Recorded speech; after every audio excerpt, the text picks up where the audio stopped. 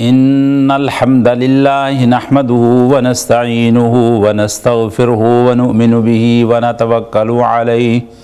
ونعوذ بالله من شرور أنفسنا ومن سيئات أعمالنا من يهده الله فلا مضل له ومن يضلل فلا هادي له وأشهد أن لا إله إلا الله وحده لا شريك له وأشهد أن سيدنا ومولانا محمدا عبده ورسوله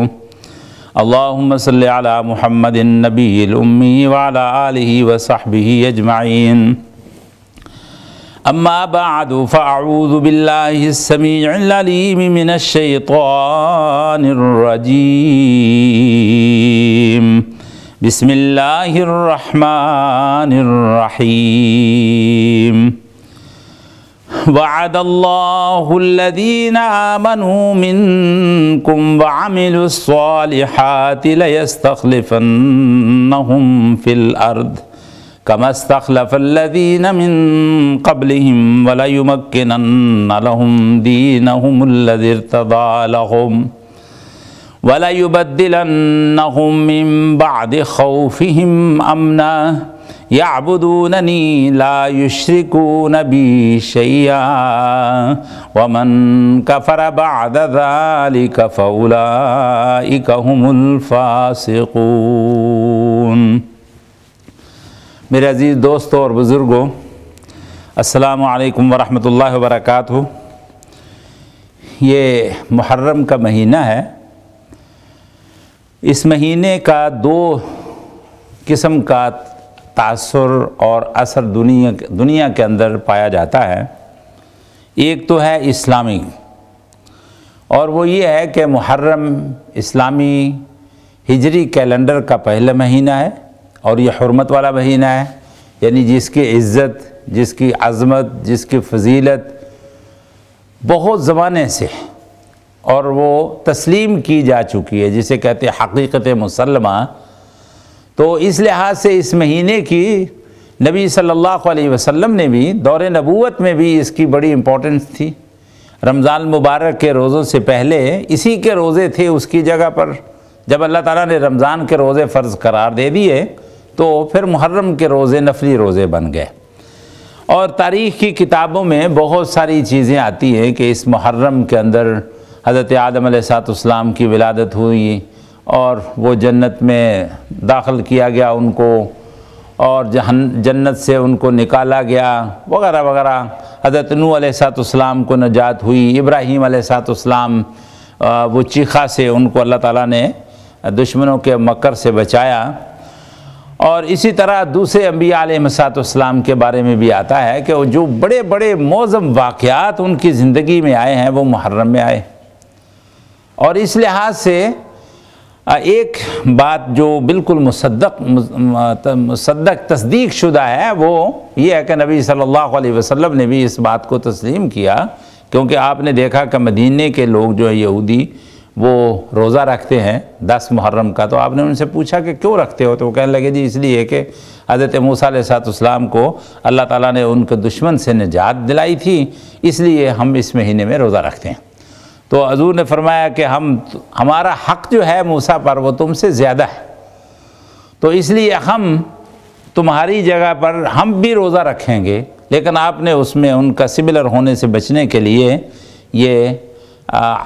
اس عزم کا اظہار فرمایا کہ اگلے سال ہم 2 روزے رکھیں گے۔ لیکن اگلے سال سے پہلے اللہ کے رسول صلی اللہ علیہ وسلم اس دنیا سے تشریف لے گئے۔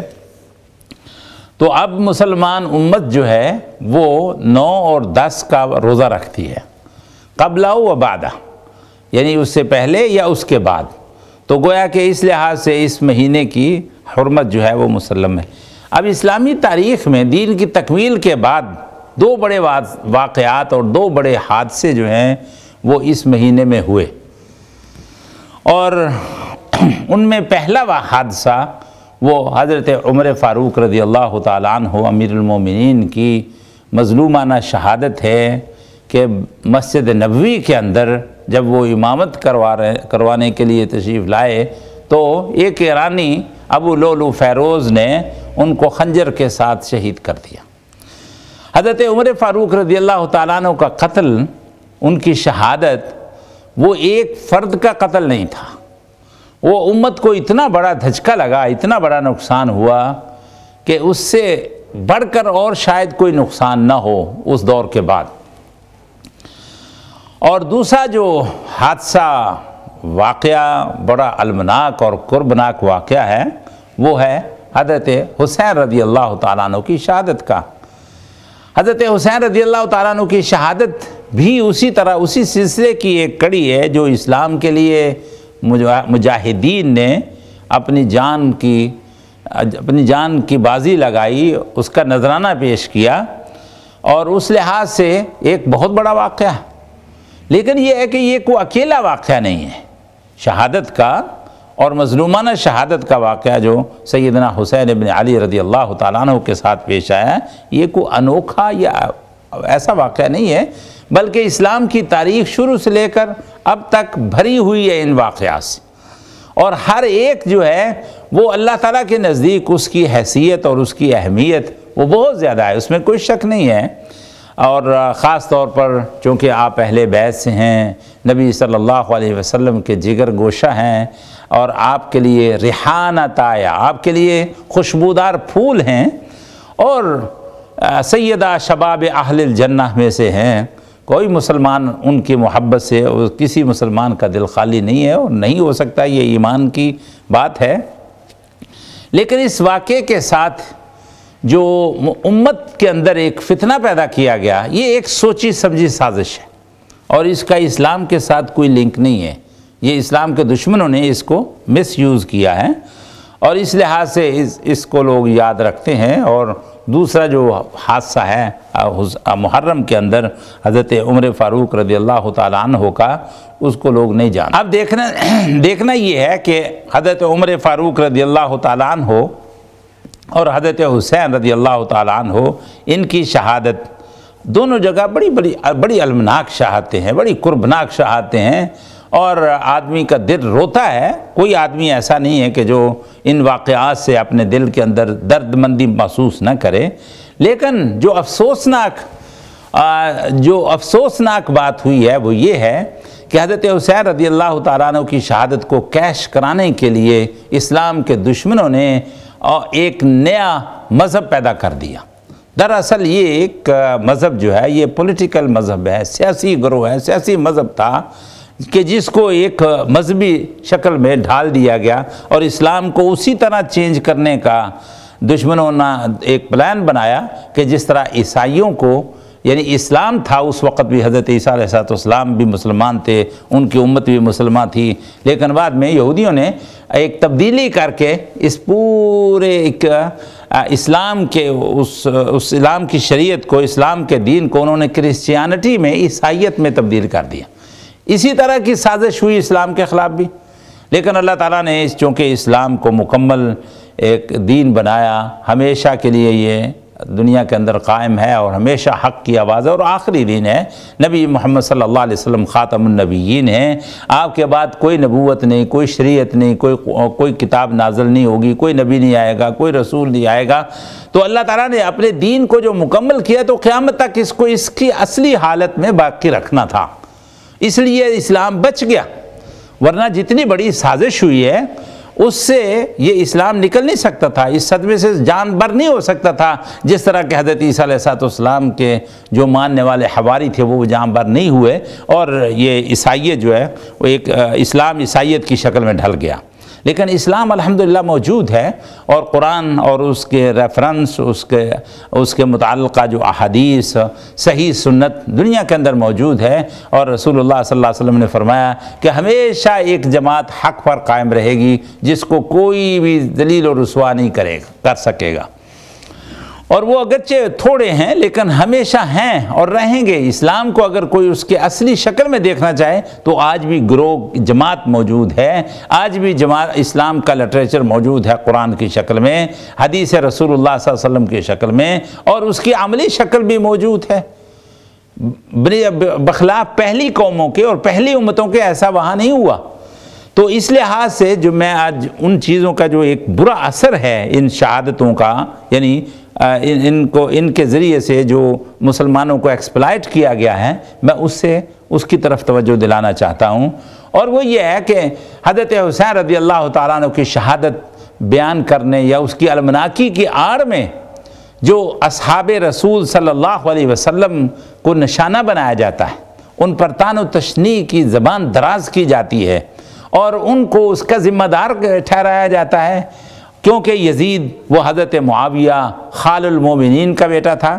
تو اس لیے براہ راست جو زد پڑتی ہے وہ حضرت معاویہ رضی اللہ تعالیٰ عنہ پر پڑتی ہے، کیونکہ حضرت معاویہ رضی اللہ تعالیٰ عنہ کو اپائنٹمنٹ کس نے کیا تھا؟ سیدنا فاروق اعظم رضی اللہ تعالیٰ عنہ نے کیا تھا، تو حضرت فاروق اعظم پر بھی زد پڑ گئی، اور اسی طرح حضرت عثمان غنی رضی اللہ تعالیٰ عنہ کے جن کے ساتھ ان کی قرابت داری تھی، اور اسی طرح چونکہ حضرت ابو بکر رضی اللہ تعالیٰ عنہ نے حضرت عمر کو ان کو مقرر کیا تھا خلیفہ، اس لحاظ سے حضرت ابو بکر صدیق بھی ان کے مقابلے میں انہوں نے ان کے خلاف بھی یہ خباثتیں شروع کر دیں، اور اسی طرح تمام ان کی نسبت سے پھر باقی جتنے بھی صحابہ کرام ہیں ان کے خلاف بھی اس طرح کا پروپیگنڈا کیا گیا، یعنی ایسا ہی پیش کیا گیا کہ اسلام ادھر نبی صلی اللہ علیہ وسلم کی وفات ہوئی اور ادھر اہل بیت کے خلاف سازشیں شروع ہو گئیں اور اہل بیت کو خلافت کے حق سے محروم کر دیا گیا۔ یہ ہے وہ پلان جو دشمن نے جس حساب سے اور جس دیوار کو توڑ کر نقب لگانے کی کوشش کی، وہ صحابہ اکرام رضوان اللہ علیہ مجمعین کی وہ عزت، وہ حرمت ہے۔ تو میں صرف اسی نتیجے کو بیان کرنا چاہتا ہوں کہ حضرت ابو بکر صدیق، حضرت عمر بن خطاب، حضرت عثمان غنی اور امیر معاویہ یا ان لوگوں کا حضرت حسین رضی اللہ تعالیٰ عنہ کی شہادت میں کوئی ہاتھ نہیں ہے، اور وہ لوگ بہت آپس میں اسی طرح تھے جس طرح کہ قرآن بیان کرتا ہے، اس طرح نہیں جس طرح کہ آج کتابیں جو ہیں وہ بیان کرتی ہیں یا تاریخیں بیان کرتی ہیں جھوٹی سچی، اور وہ ان لوگوں کو آپس میں بہت بڑا دشمن قرار دیتی ہیں کہ ساری زندگی علی کی ابو بکر کے ساتھ، علی کی عمر کے ساتھ، علی کی عثمان کے ساتھ لڑائی رہی ہے۔ حالانکہ قرآن جو بیان کرتا ہے، جو قرآن تصویر پیش کرتا ہے، جو قرآن حصے بیان کرتا ہے وہی سچی ہے، اور قرآن کہتا ہے محمد الرسول اللہ والذین معہ اشداء علی الکفار رحماء بینہم، کہ یہ جتنے بھی آپس میں یہ نبی صلی اللہ علیہ وسلم کے ساتھی جو ہیں یہ آپس میں رحیم ہیں اور دشمنوں کے لیے کفار پر سخت ہیں، آپس میں بہت رحیم و کریم ہیں، لیکن ان لوگوں کو حضرت علی کے ساتھ ایک ہمیشہ جنگ کی حالت میں دکھایا گیا، حالانکہ ایسی کوئی بات ہی نہیں تھی۔ جو قرآن بیان کرتا ہے وہی سچا ہے اور وہی تصویر سچی ہے جو قرآن نے پیش کی ہے۔ تو یعنی حضرت حسین رضی اللہ تعالیٰ عنہ کی شہادت کو اس طرح کیش کرا کر ان سبائیوں نے، رافضیوں نے اسلام کے اندر ایک رکھنا پیدا کر دیا، حالانکہ یہ وہ صحابہ اکرام وہ جماعت ہیں کہ جن کے بارے میں قرآن کا یہ فیصلہ ہے کہ رضی اللہ عنہم ورضوا عنہ، کہ وہ اللہ پر راضی، اللہ ان پر راضی، اور اللہ تعالیٰ نے ان کو جنتی قرار دیا کہ یہ زمین پر وہ لوگ تھے جو چلتے پھرتے اہل جنت میں سے تھے، جو چلتے فرش زمین پر تھے لیکن رب العرش کے نزدیک وہ جنتی تھے، یہ وہ لوگ ہیں۔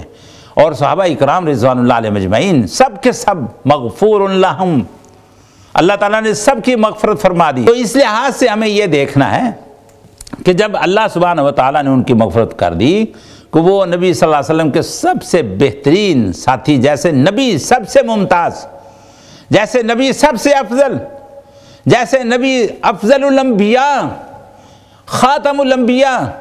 اشرف الانبیاء، اسی طرح آپ کے جو صحابہ ہیں وہ بھی ساری کائنات میں مختار ہیں، چنے ہوئے ہیں، سب سے وہ افضل ہے۔ وہ کیسے ہو سکتا ہے کہ وہ ایک معلم، ایک نبی، وہ تو خاتم النبیین ہو، اور اس کے ساتھی جو ہوں وہ سارے آپس میں وہ ایک دوسرے کے ساتھ دشمنیاں رکھیں؟ یہ ناممکن ہے، یہ تو اللہ تعالیٰ کا منصوبے کو ناکام بنانے والی بات ہے۔ اللہ سبحانہ و تعالیٰ نے دین کا وہ سب سے بہترین وہ دور تھا جو رسول اللہ صلی اللہ علیہ وسلم کا تھا، خیر القرون قرنی ثم الذین یلونہم ثم الذین یلونہم، سب سے بہترین زمانہ وہ زمانہ جو محمد الرسول اللہ صلی اللہ علیہ وسلم کا زمانہ تھا، پھر آپ کے ساتھیوں کا زمانہ، پھر ان کے ساتھیوں کا زمانہ، تو وہ خیر القرون ہے۔ جب سے اللہ نے زمین و آسمان کو پیدا کیا، اس طرح کا زمانہ، اس طرح کا ٹائم آیا ہی نہیں ہے۔ تو یہ کیسے ہو سکتا ہے کہ یہ لوگ اتنے اچھے اور اتنے اللہ کی طرف سے پسندیدہ ہیں، اور تو ہم ان کے بارے میں یہی ایسی باتیں سوچیں۔ دوسری بات یہ ہے کہ صحابہ اکرام پر تنقید کرنے کا حق کسی کو نہیں ہے، کیونکہ اب آگے میں قرآن کی آیتوں سے بیان کروں گا، بتاؤں گا کہ کس طرح اللہ تعالیٰ نے ان لوگوں کو صاف کر دیا اور ان کو ایک نمونہ بنا دیا۔ انہوں نے نبی صلی اللہ علیہ وسلم کو فالو کیا، اور پھر یہ ہے کہ قرآن ان کی مدح بیان کرتا ہے، قرآن ان کی شان بیان کرتا ہے، قرآن ان کی فضیلت بیان کرتا ہے۔ قرآن کہتا ہے کہ وہ سب کے سب مغفور لہم ہیں۔ اس لیے اب دیکھیے محدثین کے نزدیک کس قدر زیادہ تشدد ہوتا ہے، وہ روایت کو قبول کرنے میں بڑے سخت ہوتے ہیں۔ وہ کسی ایسے آدمی کی روایت نہیں ذکر کرتے جن کا آخر میں بھی جن کا عقیدہ خراب ہو گیا ہو، یا جن کے دماغ کے اندر خلل آ گیا ہو، وہ ان کی روایت نہیں لیتے۔ لیکن یہ جرح تعدیل جو ہے یہ ساری کہاں تک ہے؟ یہ صرف صحابہ تک ہے۔ صحابہ کی جو ہی باؤنڈری شروع ہوتی ہے، جہاں سے صحابہ کی حد شروع ہوتی ہے، وہاں ان کے تمام آلات جو ہیں وہ رکھ دیے جاتے ہیں، کوئی ان کا آپس میں پھر کوئی ان پر جرح نہیں ہوتی۔ اس لیے محدثین کا یہ متفق علیہ اصول ہے، الصحابۃ کلہم عدول، کہ صحابہ سب کے سب عادل ہیں، ان کے عدل میں کوئی شک نہیں ہے، ان کے عدل پر جرح نہیں کی جا سکتی۔ یہ وہ گروہ ہے محدثین کا کہ جنہوں نے کسی کو معاف نہیں کیا، جنہوں نے ہر ایک کی پوری زندگی کا ریکارڈ ساری دنیا کے سامنے لا کر رکھ دیا، اور ان کے مکمل بایوگرافی انہوں نے پیش کی ہے، اور کوئی چیز انہوں نے نہیں چھوڑی، جو چیز ان کو ملی انہوں نے ذکر کر دیا، تمام عیوب، تمام برائیاں، تمام خوبیاں، سب کچھ انہوں نے ذکر کر دیا۔ لیکن صحابہ کے بارے میں اب مثلا ایک روایت آئے صحابہ اکرام اور ان کا نام نہیں آتا، کہتا ہے ان صاحبن سمع من صاحب النبی، اس تابعی نے اس آدمی سے روایت لی جس نے نبی صلی اللہ علیہ وسلم کی صحبت اختیار کی۔ اب اس کا نام نہیں ہے، لیکن چونکہ وہ اس سرکل میں داخل ہو چکے ہیں، اس لیے اس کے بارے میں کوئی رائے، کوئی جرح نہیں ہوتی، کوئی نہیں کہ کون تھا، کیسا تھا، یہ نہیں ہوتا۔ اگر کسی کو پتہ ہے ٹھیک ہے، ورنہ اگر جو صحابی ہے اس کے بارے میں محدثین کا متفق علیہ فیصلہ ہے کہ اس پر جرح نہیں ہو سکتی۔ یہ ہے اہل سنت کا صحیح مذہب کہ صحابہ اکرام کے بارے میں جرح تعدیل کی کوئی گنجائش نہیں ہے، وہ تعدیل ہی تعدیل ہے۔ اللہ نے ان کی عدالت کو تسلیم کر لیا، اللہ نے ان کے فیصلے تسلیم کر لیے، اللہ نے ان کو پاک صاف قرار دے دیا، اس لیے ان کے اوپر جرح نہیں ہو سکتی۔ یہ ہے وہ صحابہ اکرام۔ اب مجھے یا کسی کو کیا حق ہے کہ وہ حضرت امیر معاویہ رضی اللہ تعالیٰ عنہ کے بارے میں، حضرت عثمان رضی اللہ تعالیٰ عنہ کے بارے میں، حضرت عمر فاروق رضی اللہ تعالیٰ عنہ کے بارے میں، اور حضرت ابو بکر صدیق رضی اللہ تعالیٰ عنہ کے بارے میں وہ کوئی ایسی باتیں کرے،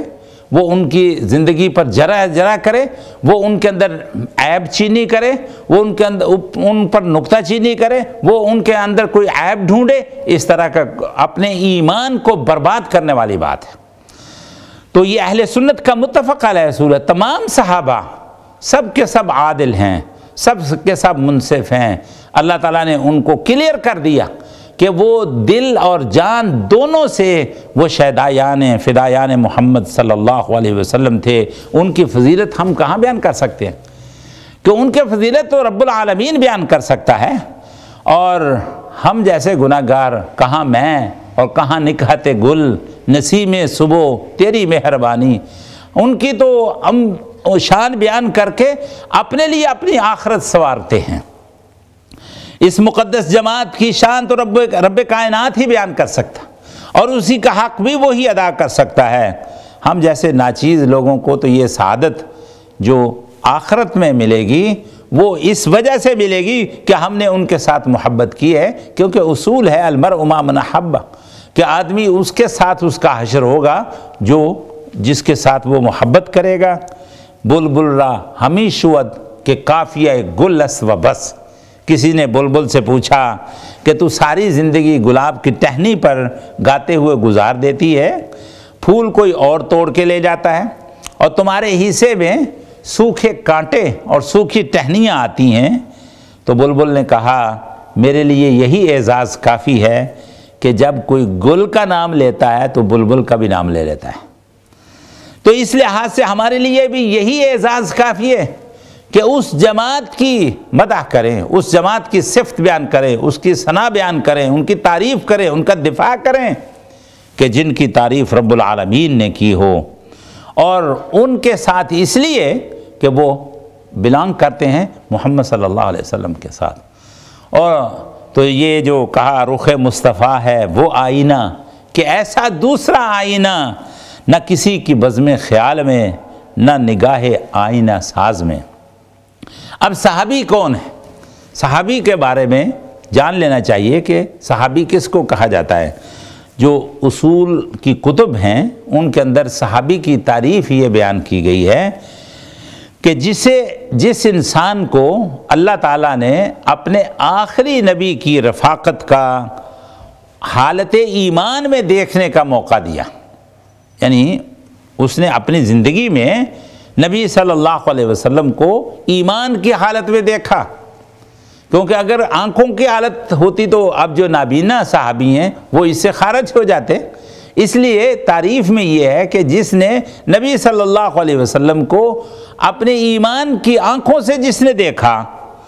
اور اللہ نے جسے اس لائق جانا کہ وہ اس کے حبیب کا رفیق بنے، جس کے سینے پر انوار رسالت براہ راست پڑے، جن کی قسمیں اور جن کی نگاہوں نے دامن محمدی کو بوسے دیے ہوں۔ اہل سنت کا یہ اجتماعی عقیدہ ہے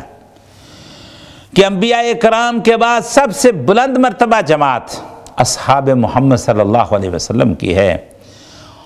حضرت ابو بکر صدیق رضی اللہ تعالیٰ عنہ تمام جماعت انبیاء کے بعد سب سے افضل ہیں، افضل البشر بعد الانبیاء،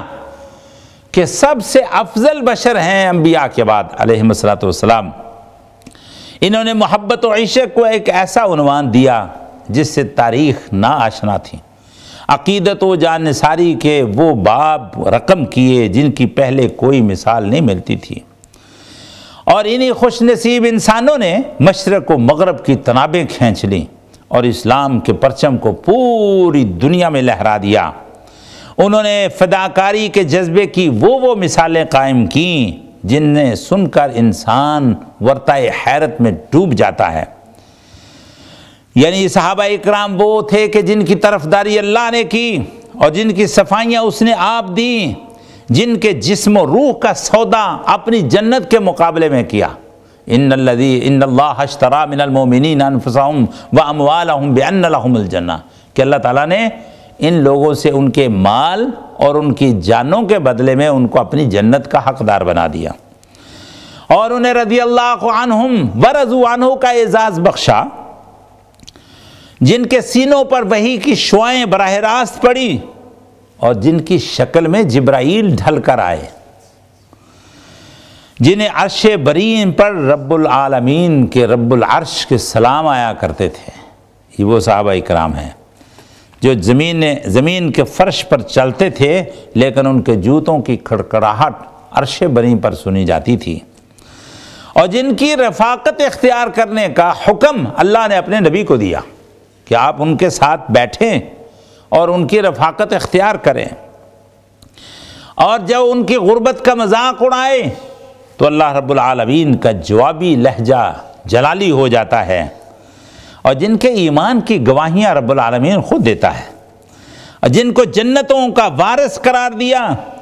اور جنہیں اللہ اور اس کے رسول کی کھیتی قرار دیا، کہ جیسے کسان اپنی کھیتی کو پھلتا پھولتا دیکھ کر خوش ہوتا ہے، اسی طرح اللہ سبحانہ و تعالیٰ ان صحابہ کے ایمان کی کھیتی کو بڑھتا ہوا دیکھ کر خوش ہوتا ہے۔ جو قرآن کریم کے سب سے پہلے مخاطب ہوں اور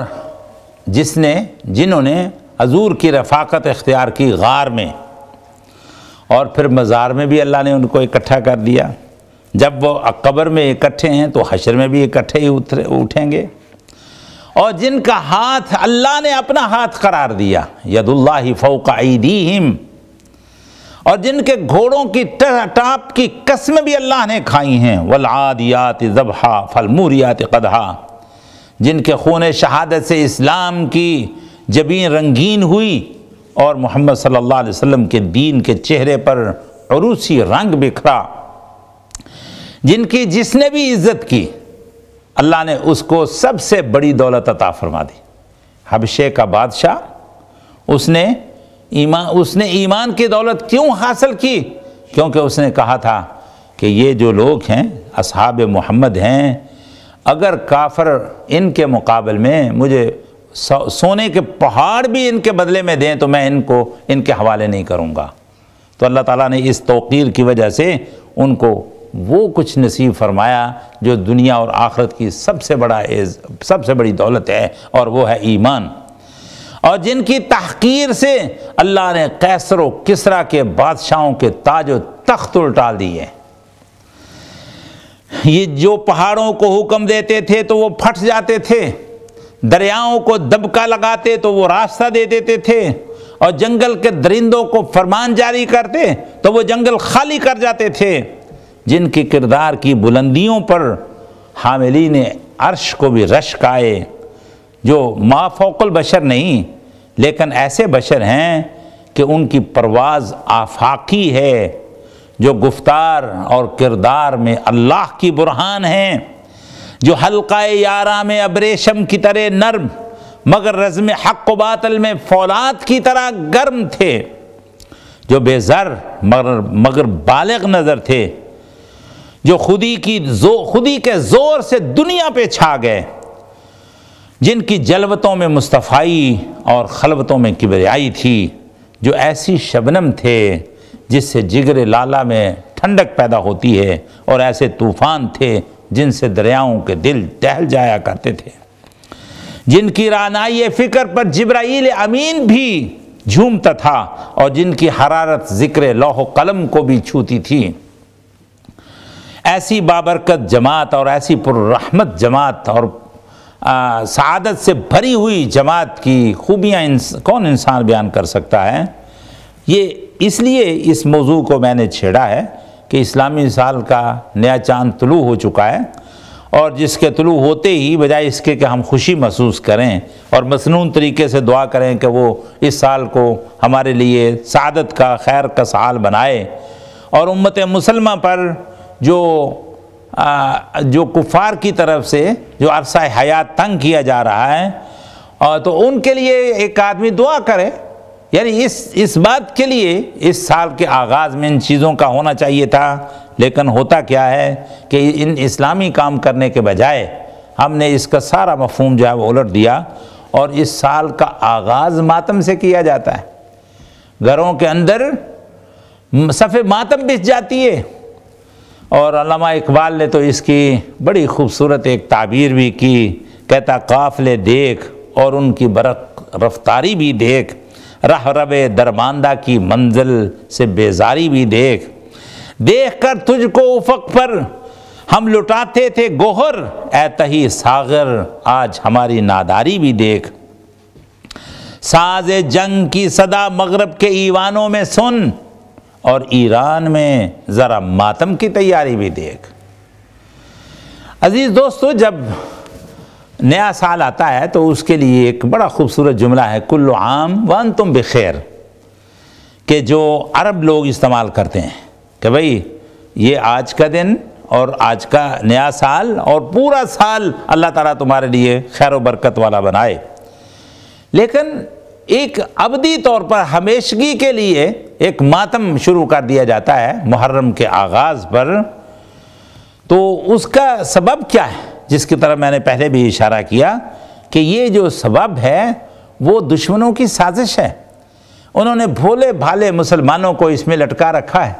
انہیں غم حسین اور حضرت حسین رضی اللہ تعالیٰ عنہ کے ساتھ محبت، حضرت علی رضی اللہ تعالیٰ عنہ کے ساتھ جو ان کے بقول جو کچھ زیادتیاں ہوئیں اس کی وجہ سے ان کو مظلوم بنا کر ایک عجیب سا ماحول بنا دیا جاتا ہے۔ حالانکہ اسلام کی پوری تاریخ قربانی اور شہادتوں سے بڑی ہے۔ علامہ سید سلیمان ندوی نے ایک بہت خوبصورت جملہ کہا دنیا کے ایک بڑے مذہب کو ایک سولی پر ناز ہے، یعنی حضرت عیسیٰ علیہ السلام کو جو سولی پر چڑھایا گیا، تو اب عیسائیوں کے لیے وہی سیمبل ہے، وہی کراس صلیب۔ تو کہتے ہیں کہ وہ اسلام کو جانتے نہیں ہیں کہ یہاں تو ہر گھر کے اندر سے مجاہدین اٹھے اور شہید ہوئے، اور آج تک اسلام کی تاریخ جو ہے وہ شہادت کے خون سے رنگین ہے۔ نبی صلی اللہ علیہ وسلم کے زمانے میں حضرت خبیب بن عدی کے ساتھ، حضرت زید کے ساتھ کیا کچھ ہوا، اور جنگ احد میں حضور صلی اللہ علیہ وسلم کے چچا سیدنا حمزہ بن عبد المطلب، جنہیں سید الشہداء حضور نے قرار دیا، اور رجی کے واقعہ میں حضرت عاصم، حضرت خبیب بن عدی، حضرت زید بن دثنہ، حضرت عبداللہ بن طارق سمیت 10 صحابہ اکرام رضوان اللہ علیہ مجمعین شہید ہوئے۔ جنگ موتا میں حضرت جعفر بن ابی طالب، حضرت زید بن حارثہ، حضرت عبداللہ بن رواحہ کی شہادت، اور جنگ احد میں حضرت عبداللہ بن جحش کی خواہش کو کیا نام دوں، جب وہ دعا کر رہے تھے کہ کل میں میدان جنگ میں جاؤں گا یا تو شہادت پا جاؤں گا، اور پھر زوردار دشمن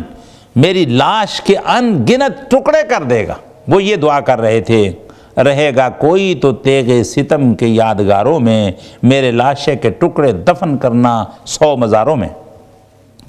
کہ قیامت کے دن اللہ مجھ سے سبب پوچھے گا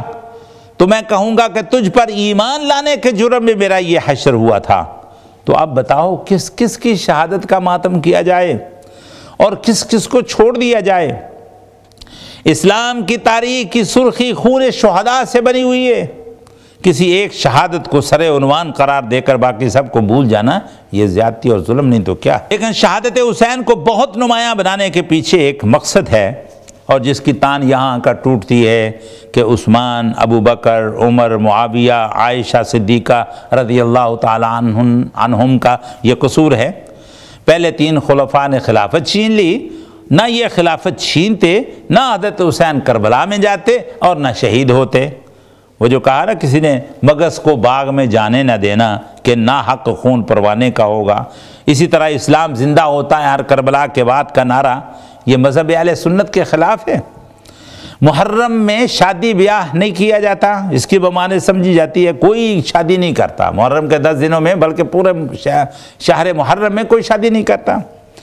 اور ہر سال تسلسل کے ساتھ سوگ منایا جاتا ہے۔ 10 محرم کو روزہ رکھنے کی بجائے کھانے تقسیم کیے جاتے ہیں، پانی کی سبیلیں لگائی جاتی ہیں، حضرت حسین کے نام کی سبیلیں لگائی جاتی ہیں، کالے کپڑے پہنے جاتے ہیں، نعرہ حیدری، 5 تن پاک، دمادم مست قلندر، علی دا پہلا نمبر، علی مولا مشکل کشا، نظر اللہ نیاز حسین، اس طرح کے نعرے لگائے جاتے ہیں، اور لوگوں کے اندر ایک یہ رفض التشیع جو ہے وہ زبردستی اس کے اندر لوگوں کے اندر ڈالا جاتا ہے، اور غیر محسوس طریقے سے۔ اب دیکھیں لوگ اصل نام، اکثر نام یا حسین ہوتے ہیں یا علی ہوتے ہیں، ابو بکر، عمر، عثمان، اور ان کے نام بہت کم استعمال ہوتے ہیں، کیونکہ یہ ایک غیر محسوس طریقے سے امت اسلام کے اندر، امت اہل سنت کے اندر یہ شیعت کے اثرات بد ڈال دیے گئے۔ عزیز دوستو، اللہ تعالیٰ نے سورہ نور میں جس کی تلاوت میں نے شروع میں کی ہے، اس میں اللہ سبحانہ وتعالیٰ نے اپنے نبی کے صحابہ سے ایک وعدہ فرمایا،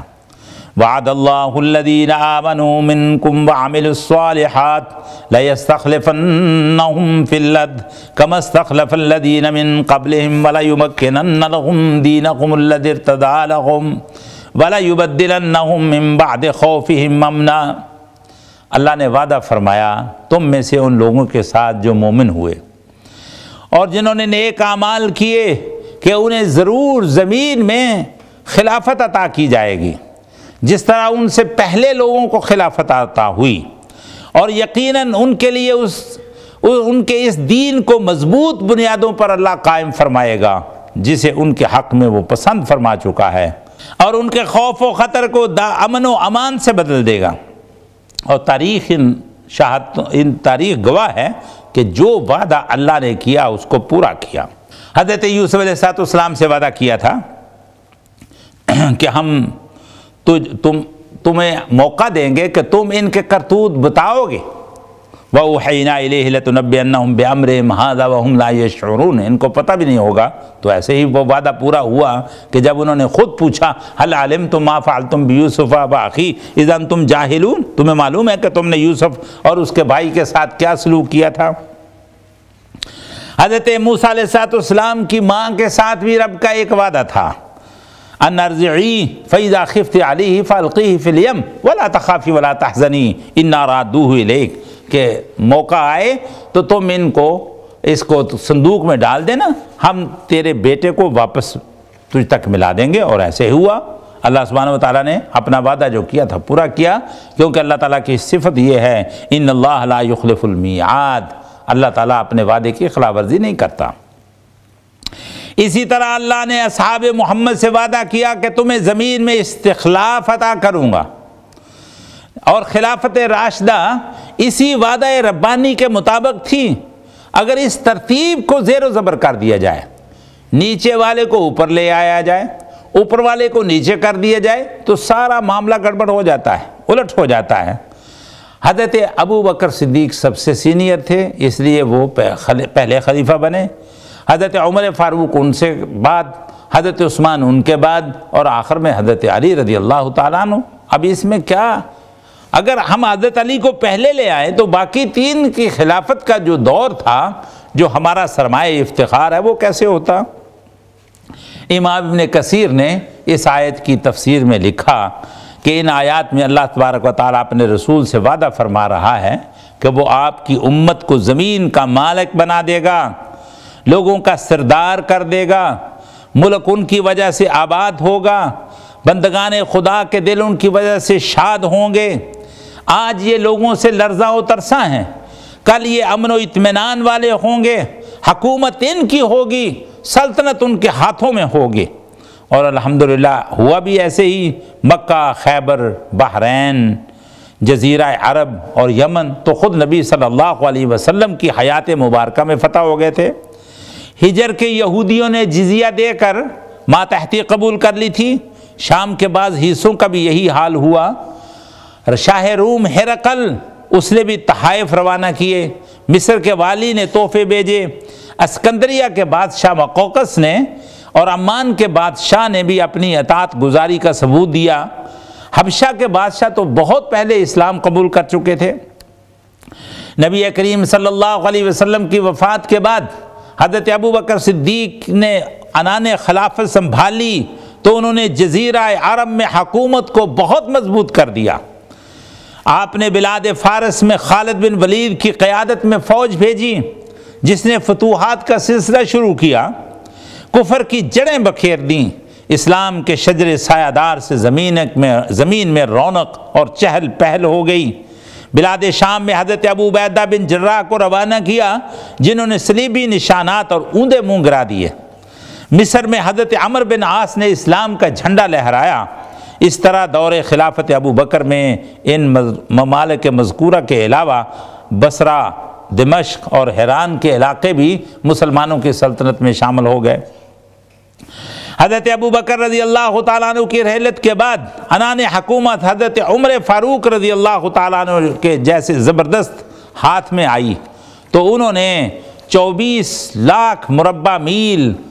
تک مسلمانوں کی سلطنت کو پھیلا دیا، اور ان کے دور میں کسریٰ کی پرشوکت سلطنت ٹکڑے ٹکڑے ہو گئی۔ خود کسریٰ کو منہ چھپانے کی جگہ نہ ملی۔ دوسری بڑی سلطنت یا سپر پاور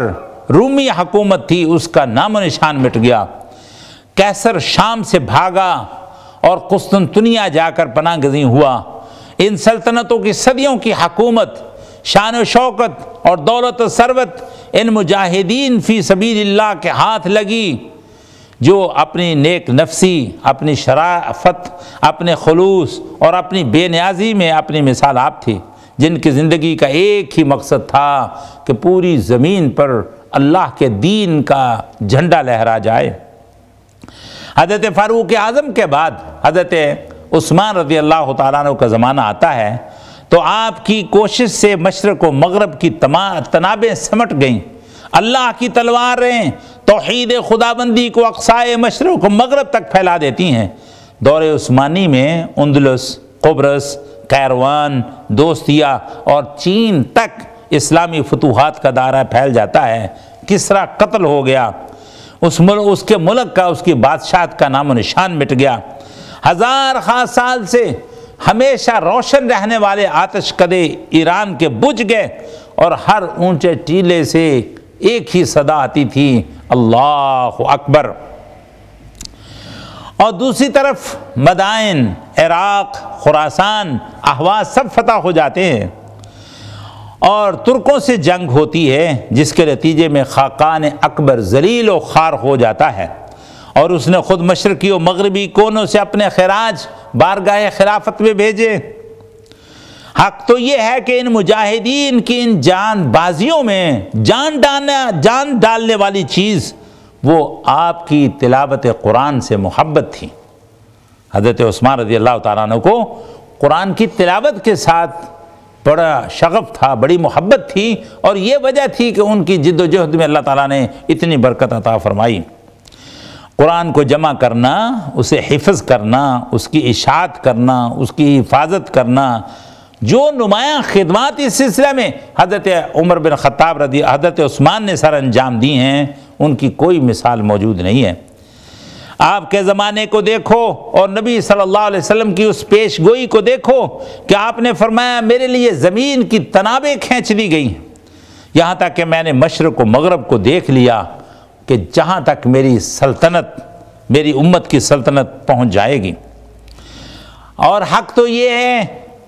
کہ عرش بری کے نیچے اور فرش زمین کے اوپر کسی نبی کے خلفاء کا ایسا پاک باز دور نہیں آیا۔ ان خلفائے راشدین جیسی قوت، نیک نفسی، سیرت کی بلندی، کردار کی رفعت، عدل کا کمال، خدا ترسی کی روایات، رحمت و شفقت بھرا دور کسی نے نہیں دیکھا۔ حضرت براء بن عازب رضی اللہ تعالیٰ عنہ نے کیا خوب کہا کہ جس زمانے میں یہ آیت اتری اس زمانے میں ہم ہمیشہ خوف میں رہتے تھے، پھر اللہ نے ہمیں اطمینان اور سکون نصیب فرما دیا۔ ایک اور صحابی کہتے ہیں کہ میں نے رسول اللہ صلی اللہ علیہ وسلم سے عرض کی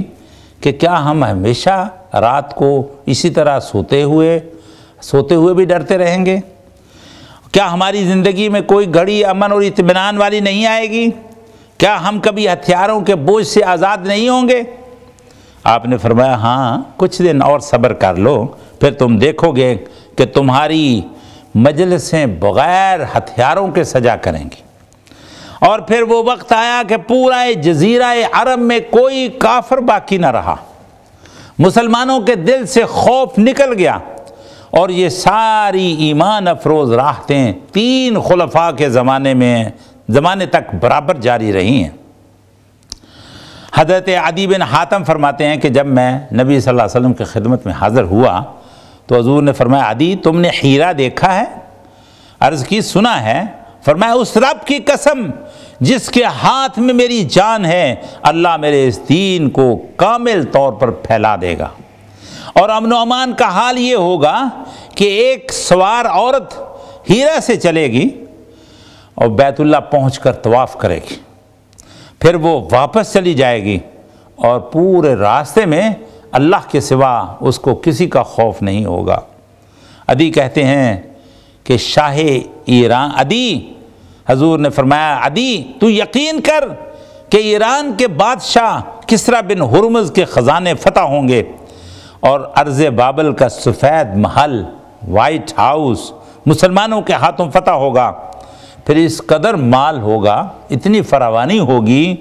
کہ لوگ وہ دینا چاہیں گے، کوئی لینے والا نہیں ہوگا۔ حضرت عدی کہتے ہیں کہ ان 3 پیش گوئیوں میں سے 2 پیش گوئیاں پوری ہو چکی ہیں، میری موجودگی میں نے دیکھ لی ہیں۔ اکیلی عورت ہیرا سے چلتی ہے اور بے دھڑک بیت اللہ پہنچ کر طواف کرتی ہے، اور کسریٰ کے خزانے فتح کرنے والوں میں میں خود بھی موجود تھا، اور مجھے امید ہے کہ تیسری بھی پوری ہوگی۔ امام ابن کثیر فرماتے ہیں کہ بعض سلف اس آیت سے حضرت ابو بکر عمر کی خلافت کی حقانیت پر بھی استدلال کرتے تھے کہ یہ اللہ کی طرف سے سچی ہے خلافت ہے اور یہ اللہ کی طرف سے تھی۔ اس لیے اقبال کہتا ہے کہ صفائے دہر سے باطل کو مٹایا ہم نے، نوع انسان کو غلامی سے چھڑایا ہم نے، تیرے کعبے کو جبینوں سے بسایا ہم نے، تیرے قرآن کو سینوں سے لگایا ہم نے، ٹھنڈا کیا آتش ویران کو ہم نے، زندہ کیا تذکرہ یزداں کو ہم نے، یہی قوم مسلم فقط تیری طلبگار ہوئی اور تیرے لیے ہی زحمت کش بیکار ہوئی۔ اور اللہ سبحانہ و تعالیٰ نے قرآن کی اس شکل کو، جو موجودہ شکل ہے ہمارے سامنے مصحف کی شکل میں، یہ صدقہ جاریہ کس کا ہے؟ یہ بھی انہی صحابہ کا، حضرت عمر اور حضرت عثمان رضی اللہ تعالیٰ عنہ، اور جس کا آغاز حضرت ابو بکر صدیق کے دور میں ہوا تھا۔ اور جن کے سینوں میں بغض ہے، آج ان کے سینے قرآن سے محروم ہیں، جا کر 2 گھنٹے 3 گھنٹے آگ لگائیں گے، پانی کے اندر آگ لگائیں گے، لیکن ایک قرآن کی آیت نہیں پڑھیں گے، کیونکہ قرآن سارے کا سارا تو مخالف ہے ان کا۔ قرآن سے وہ کیا استدلال کریں گے؟ سارا سینہ زوری جو ہے وہ ماتم پر ہے اور قرآن سے خالی،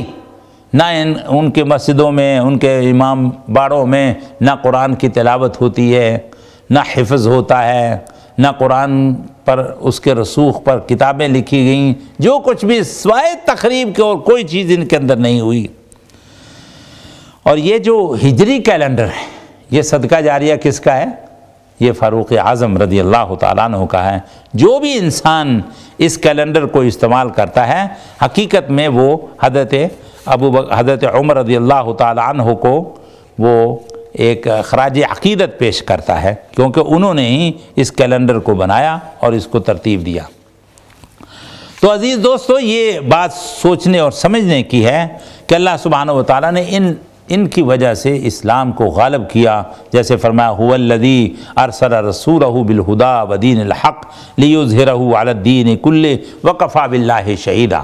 اب جس طرح کہ میں نے شروع میں کہا تھا کہ اللہ تعالیٰ نے اصحاب دین کے ذریعے اس دین کو غالب کیا، اصحاب محمد صلی اللہ علیہ وسلم کے ذریعے سے اللہ نے ان کو غالب کیا۔ فرمایا کہ هو الذی محمد الرسول اللہ، کہ ان کے قائد و جرنیل محمد صلی اللہ علیہ وسلم ہیں، اور ان کی فوج والے اشداء علی الکفار رحماء بینہم، وہ کافروں پر سخت ہیں اور آپس کے اندر بڑے رحیم ابریشم ہیں۔ ان کی جبینیں رب کی رضا اور اس کے فضل کی تلاش میں جھکنے کی وجہ سے منور ہیں۔ وہ جہاں دن کے غازی ہیں وہاں رات کے نمازی ہیں۔ تراہم رکعن سجدن یبتغون فضلا من اللہ ورضوانا سیماہم فی وجوہہم من آثار السجود۔ ان کی یہ نشانیاں پہلی کتابوں میں بھی جگمگاتی ہیں۔ ذالک مثلہم فی التوراۃ ومثلہم فی الانجیل۔ اور یہ اللہ کی لہلہاتی کھیتی ہے جسے پھلتا پھولتا دیکھ کر وہ خوش ہوتا ہے، جبکہ دشمن کفار جلتے ہیں،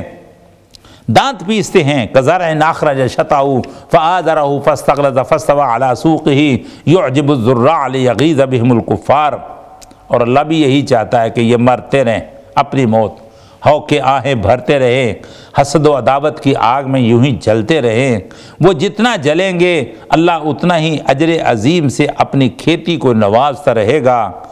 کوتاہیاں بھی معاف کرتا رہے گا اور درجات بھی بلند کرتا رہے گا۔ وعد اللہ الذین آمنوا وعملوا الصالحات منہم مغفرۃ واجرا عظیما۔ اب دیکھو یہ جو خوبیاں اللہ تعالیٰ نے بیان فرمائی سورہ الفتح کے آخر میں، تو ان میں جو پہلے تھے آپ کے والذین معہ، اس کی تصویر کون ہے؟ ابو بکر اور عمر، وہ سب سے سچی تصویر بنے۔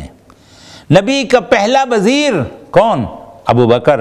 خلیل و حبیب کون؟ ابو بکر۔ محبوب و مشیر کون؟ ابو بکر۔ غار و مزار کا ساتھی کون؟ ابو بکر۔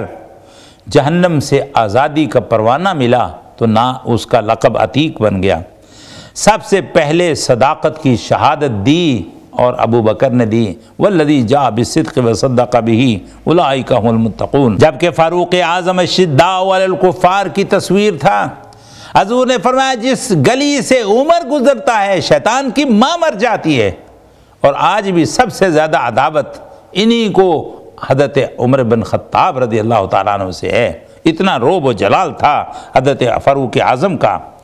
اور رحماء بینہم کی عملی تصویر بنے کون؟ سیدنا عثمان ابن عفان رضی اللہ تعالیٰ عنہ۔ قرآن کریم نے فرمایا کہ جو صحابہ کی بے ادبی کرتا ہے اللہ جلال میں آ جاتا ہے، لیغیظ بہم الکفار، اللہ کی کھیتی کو لہلہاتا دیکھ کر حبیب خوش ہوتا ہے اور مریض علیل ہو جاتا ہے۔ اور کبھی دیکھیے ان جذبات کو بیان کرنے کے لیے اللہ تعالیٰ نے دشمن کا نہیں کفار کا لفظ بولا، جس سے ثابت ہوتا ہے کہ صحابہ سے حسد و بغض رکھنے والا حق کے منکروں میں داخل ہے، اور ان کا دفاع کرنے والے کا ایمان پکا ہے، سکہ بند ہے، کیونکہ جو جس کا ہوتا ہے اسی کا دفاع کرتا ہے، اور یہی نشانی ہوتی ہے صدیقین کی۔ اور ایک اور جگہ قرآن کریم نے صحابہ اکرام کے ایمان کو معیار بنایا، فرمایا کہ دیکھو جو ایمان لائیں، اور وہ کس طرح کا ایمان لائیں؟ جس طرح کہ یہ آمنتم بھی تم لوگ ایمان لائے ہو، یعنی صحابہ اکرام ایمان لائے ہیں، اسی طرح کا جو ایمان لائے گا وہ بھی مومن شمار کیا جائے گا۔ تو گویا کہ صحابہ اکرام جو ہیں وہ خود ایک ایمان کا معیار ہیں اور سٹینڈرڈ ہیں ایمان کا۔ اور دوسری بات حضور نے فرمایا کہ اگر عام امتی احد پہاڑ جتنا سونا بھی خرچ صدقہ کرے تو میرے صحابی نے ایک مٹھی جو کے وہ صدقہ کیا، اس کے برابر اس کا احد پہاڑ جتنا سونا بھی اس کا برابری نہیں کر سکتا۔ اور اللہ سبحانہ و تعالیٰ نے فرمایا کہ یہ سورہ الحجرات میں جو دوسری صورت ہے، سورہ الفتح کے بعد دوسری صورت ہے سورہ الحجرات، اس کے جو نیکسٹ ہے اس میں فرمایا وَلَٰكِنَّ اللَّهَ حَبَّبَ إِلَيْكُمُ الْإِيمَانَ، اے صحاب محمد میں نے دنیا میں ہر کسی کے لیے کچھ نہ کچھ پسند کیا، کسی کے لیے کانٹے اور کسی کے لیے پھول، کسی کے لیے عزت اور کسی کے لیے ذلت، کسی کے لیے تختہ شاہی اور کسی کے لیے تختہ تباہی، مگر اے صحاب محمد تمہارے لیے اپنے سب سے بڑی نعمت کا انتخاب کیا، اور وہ ہے ایمان۔ وَزَيَّنَهُ فِي قُلُوبِكُمْ، اور اس ایمان کو تمہارے دلوں میں سجا دیا، اسے دلوں کی زینت بنا دیا۔ وَكَرَّهَ إِلَيْكُمُ الْكُفْرَ وَالْفُسُوقَ وَالْعِصْيَانَ، تمہارے دلوں کی دھرتی میں ایمان کا پودا لگایا اور اس کھیتی کو خود لہلہایا، پھر اسے خوب سنوارا سجایا اور ہر مکروہ چیز سے اسے بچایا، کیونکہ اچھا مالی جو ہوتا ہے پودا لگا کر وہ غافل نہیں ہو جاتا، بلکہ اس کو بر وقت پانی دیتا ہے، اس کی دیکھ بھال کرتا ہے اور جڑی بوٹیاں اس سے نکال دیتا ہے۔ اگر ناقص جڑی بوٹیاں پیدا ہو جائیں تو ساری قوت جو ہے وہ ان کو وہ متاثر ہوتی ہے کھیتی کی، تو جو اچھا مالی ہوتا ہے وہ ان جڑی بوٹیوں کو اکھاڑ دیتا ہے، طرف کر دیتا ہے، تاکہ زمین کی طاقت جو ہے وہ پودے کو پہنچے۔ تو اللہ تعالیٰ نے صحابہ اکرام کے ارد گرد سے اس طرح کی تمام جڑی بوٹیاں نکال دیں۔ وَكَرَّهَ إِلَيْكُمُ الْكُفْرَ وَالْفُسُوقَ وَالْعِصْيَانَ، آپ جانتے ہیں تو جب کھیتی اگتی ہے تو اس میں کئی خضر جڑی بوٹیاں بھی اگاتی ہیں، اگر ان کو کھیڑا نہ جائے، اگر گوڈی نہ دی جائے تو زمین کی توانائی وہ جڑی بوٹیاں چوس لیتی ہیں، اس لیے گوڈی ضروری ہے۔ اللہ نے اصحاب محمد کی کھیتی میں سے ایسی خضر و جڑی بوٹیاں خود آپ وہ کھیڑ ڈالی، اس نے کفر کی، نافرمانی کی اور فسق و فجور کی تمام جڑی بوٹیاں صحابہ کی جماعت سے ان کی کھیتی سے آپ اکھاڑ ڈالی۔ یاد رکھے کہ نافرمانی اور معصیت کے 3 درجے، سب سے بڑا کفر، پھر ہلکا اس سے فسق، پھر فجور، اور اس سے ہلکا اللہ رسول اس کے رسول کی نافرمانی کے کام، معصیت جس نے کہا جاتا ہے۔ اللہ تعالیٰ نے اصحاب نبی میں سے ان تینوں درجات کی کراہت بیان فرما دی، نہ ان کے اندر کفر باقی رہا، نہ ان کے اندر فسق باقی رہا، نہ ان کے اندر فجور باقی رہا۔ اور اللہ تعالیٰ نے ان کے دلوں کا خود ہی امتحان لیا. اولئک الذین امتحن اللہ قلوبہم للتقوی، ہم نے ان کا امتحان لیا. اور امتحان لینے والا کون ہے؟ علیم بذات الصدور ہے. اور ایمان بھی کس چیز کا؟ ذہن و دماغ کا نہیں، دلوں کی دھڑکنوں کا امتحان لیا، تقوی کا. اولئک الذین امتحن اللہ قلوبہم للتقوی، تقوی کا امتحان لیا. کبھی ان کو محلات میں بٹھا کر نہیں، کرسیوں پر بٹھا کر نہیں، قالینوں پہ سجا کر نہیں، بلکہ انگاروں پہ لوٹا کر، بچے ذبح کروا کر، جہاد کے میدانوں میں لا کر،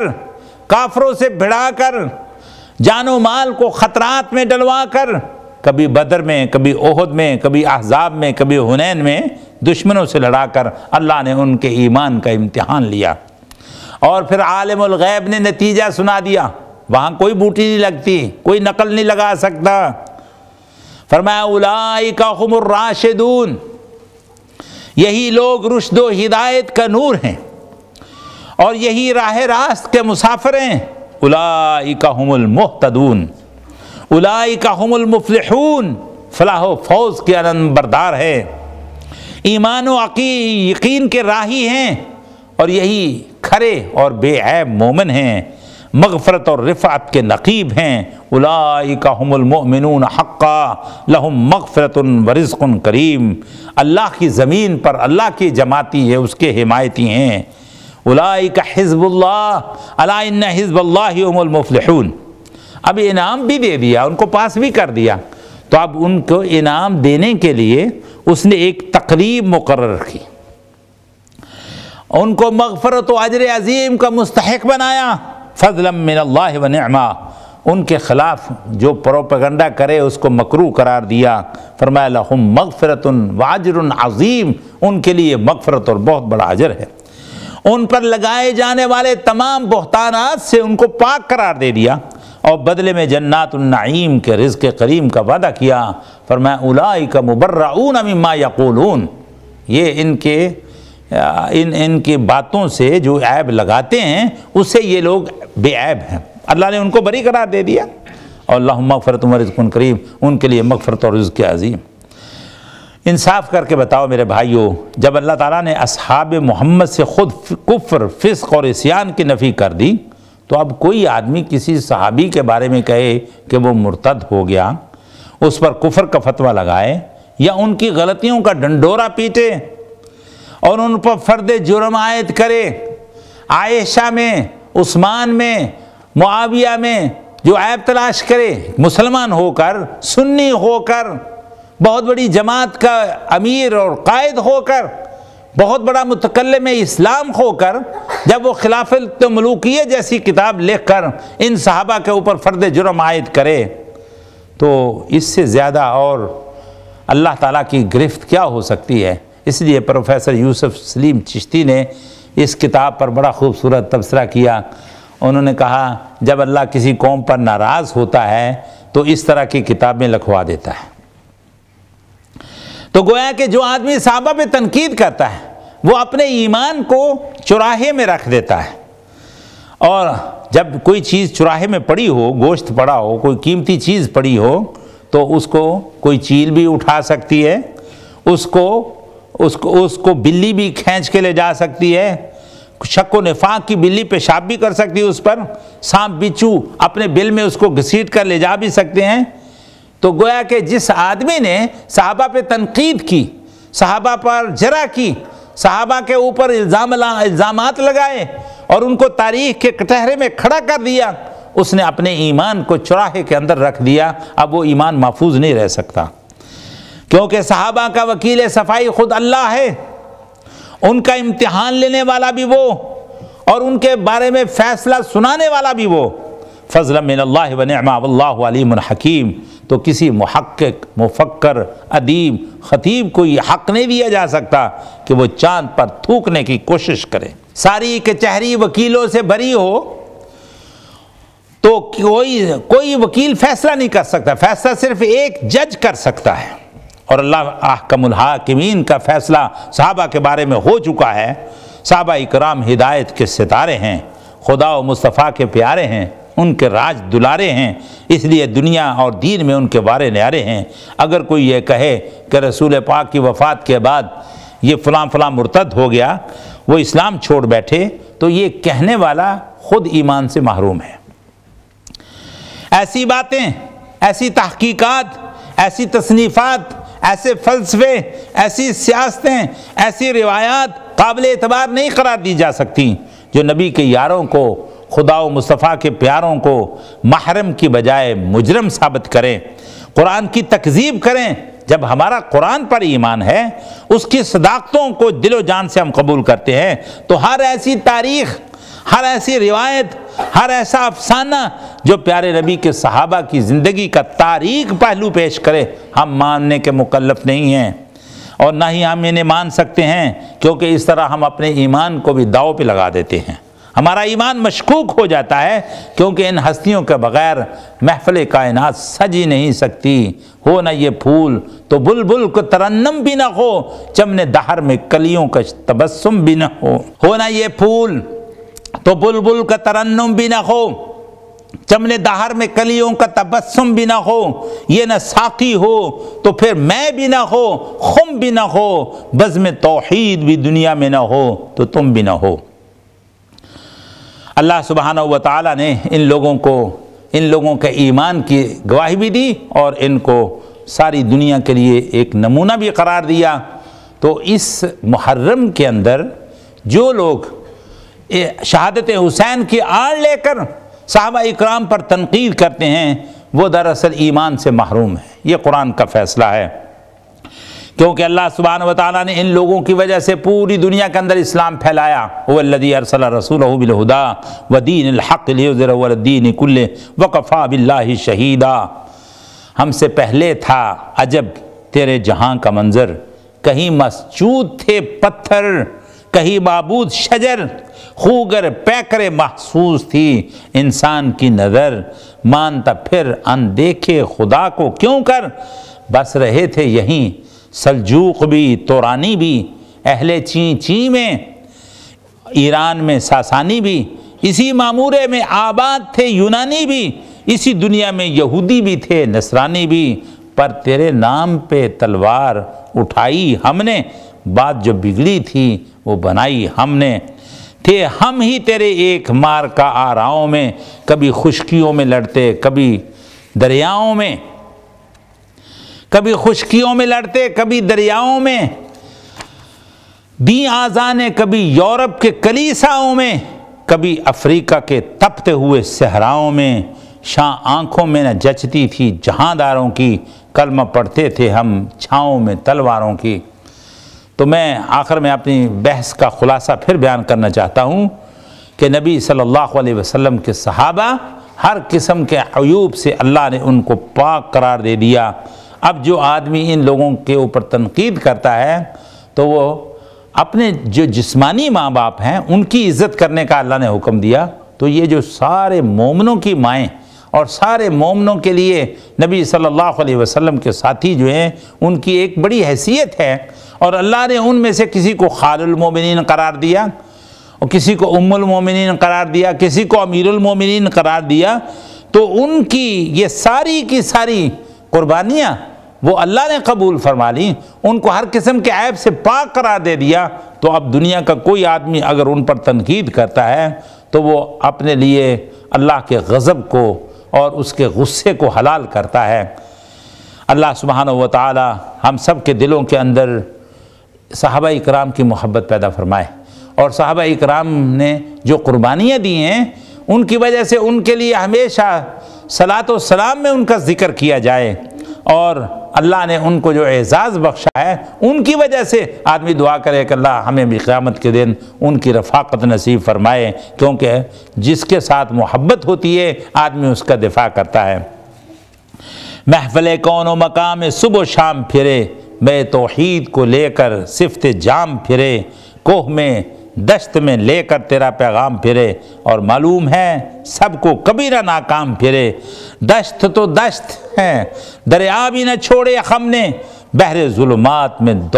دوڑا دیے گھوڑے ہم نے، نقش توحید کا